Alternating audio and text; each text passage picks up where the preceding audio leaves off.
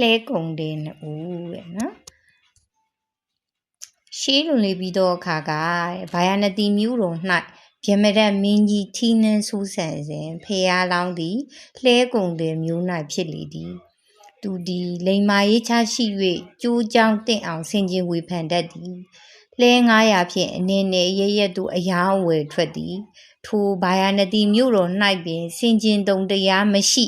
အရာရာတိုင်းကိုယုံလွယ်တတ်သူတခြားလှဲကုန်တဲ့တူလည်းရှိရဲ့တနည်းတော့အခါဖះလောင်းကုန်တဲ့ဒီလှဲ900တို့ဖြင့်ဝန်အပြည့်တင်ဆောင်ကကုံရောင်းရန်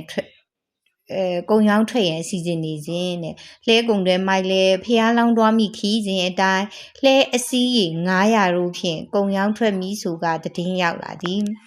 ဖះလောင်းကလူ1000နှင့်နွား1000တစ်ချိန်နဲ့တခရီးရဲတွားရန်မလွယ်ကူလမ်းခရီးမှာထင်းမိကစပြီးစခန်းချရေးအထိအခက်ခဲရှိမည်ဟုစဉ်းစားမိသဖြင့်လှဲကုန်တဲ့ဒူမိုက်ကိုခေါ်၍တင်ရှိကသွားလူကသွားပါသို့မဟုတ်နောက်ကချန်ကလိုက်လူကလည်းလိုက်ပါဟုပြောဆိုဆွေးနွေးတယ်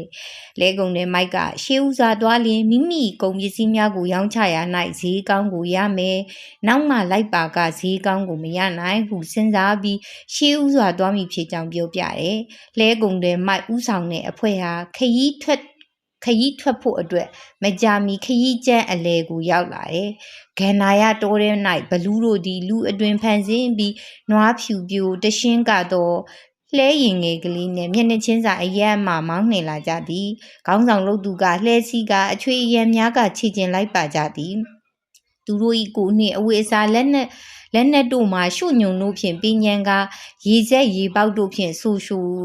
ရွှဲနေတယ်တဲ့ကုန်တယ်မိုက်အဖွဲ့နှင့်ဆုံးဖြတ်ကြသောအခါလန်ခီအခြေအနေကိုစုံစမ်းမေးမြန်းကြတယ်ဘလူးများကရှေ့တွင်မိုးကြီးတဲထန်စွာရသွန်းနေသည်တော်လန်ခရီးတစ်လျှောက်အင်းအိုင်ဂျိုင်းဝမ်းများဖြင့်ရေပြည့်လျက်ရှိပြီးကြာပန်းစုံတို့ဖူးပွင့်နေသည်ဟုပြောကြတယ်ထိုသတင်းကိုကြားတဲ့အခါကုန်တယ်မိုက်တို့ဟာဝင်ပေါ့စေရန်ပါလာတဲ့ရေတွေကိုတွန်ပစ်ခိုင်းကရှေ့ခရီးတို့ဆက်လာခဲ့ကြတယ်ညနေနေဝင်း၍စခန်းချရန်ရန်နာသောအခါရေမရှိသဖြင့်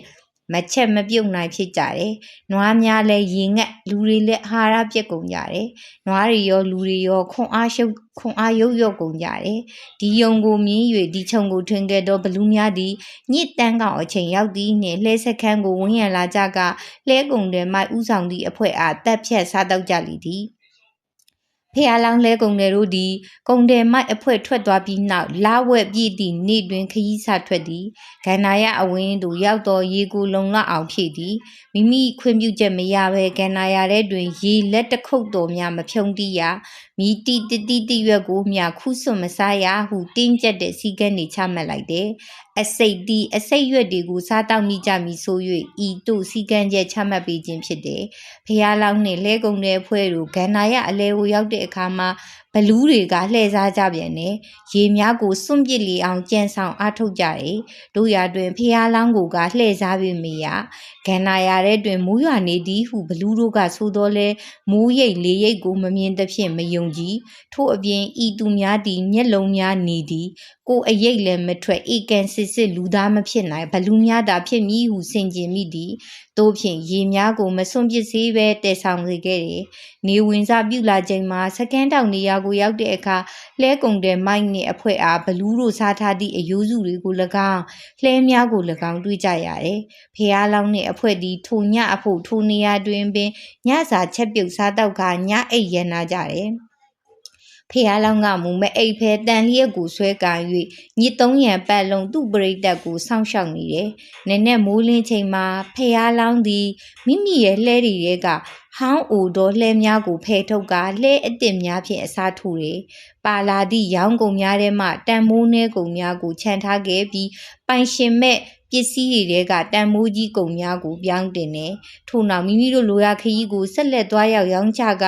အမျက်ငွေ2ဆရရှိခဲ့လေတယ်။ဇက်ပေါင်းနဲ့လှဲကုန်တဲ့မိုက်ကဒီဝရက်တဲ့လှဲသားတွေကဒီဝရက်ရဲ့ပရိသတ်တဲ့ ပညာရှိလှဲကုံတွေကဗုဒ္ဓဖြစ်မြတ်စွာဘုရားတဲ့သူရဲ့လှဲတွေကကြာဗုဒ္ဓရဲ့ပရိသတ်တွေတဲ့အနှစ်ချုပ်အနေနဲ့ပြောရမယ်ဆိုရင်တော့တဲ့မစင်စားမစင်ကျင်သူတွေကပြည့်စည်တတ်ပြီးတော့ကြာစဉ်းစားဆင်ခြင်ရွေးပြုသူတွေကအကျိုးရတတ်ပါတယ်တဲ့နော် ဟိုလေလူမိုက်ဟို